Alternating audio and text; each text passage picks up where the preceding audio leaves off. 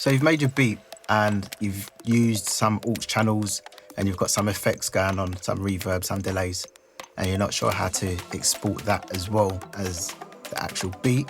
I'm going to show you how. So we've got a beat, and here you can see there's some MIDI channels going on, some MIDI information and some audio.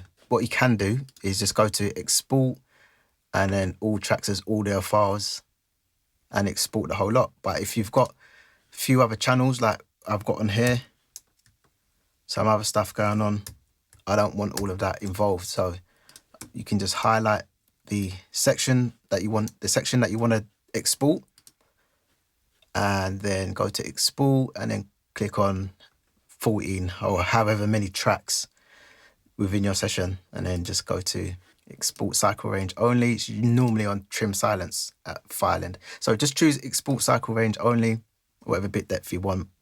I like to turn normalize off, and then we're going to create a new folder.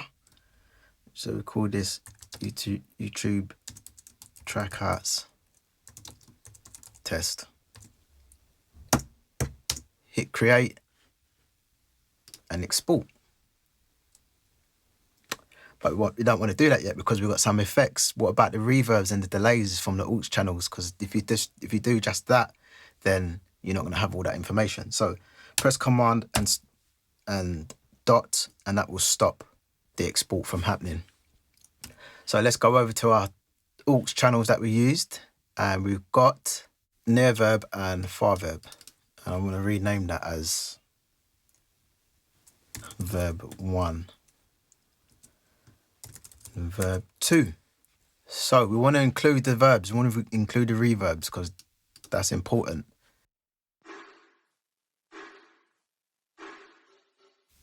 So you can hear that it's doing something there. So highlight them, the auxes, right click and click on create track.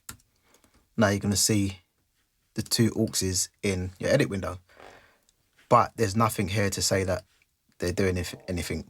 And I don't worry too much about that because when we export them, the information will be there. So we highlight everything that we want to export, go to File, Export, and 16 tracks or however many tracks it is in your session, and then we're going to click Export.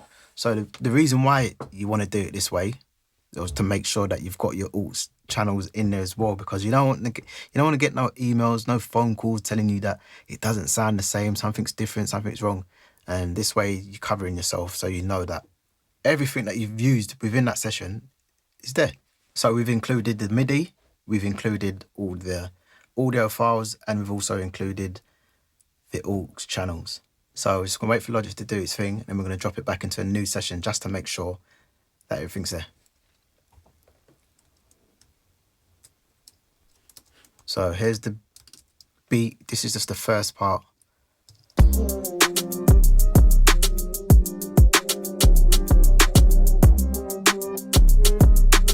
And we're gonna open up a new session and drop our newly exported files in there. So if I open up a new session and we just want to check to make sure that all our files have been correctly exported. So we go to our folder, go into bounces, YouTube TrackOuts test, and we're just going to drop everything into there. Line it up, create new tracks, and start it at 0. Then I'm just going to press play, make sure everything's okay.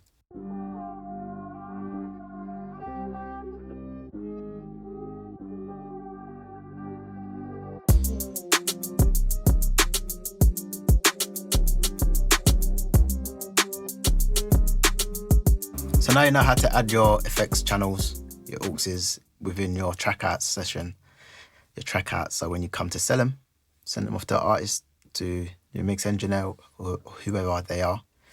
They've got everything. It's all good. See you in the next video.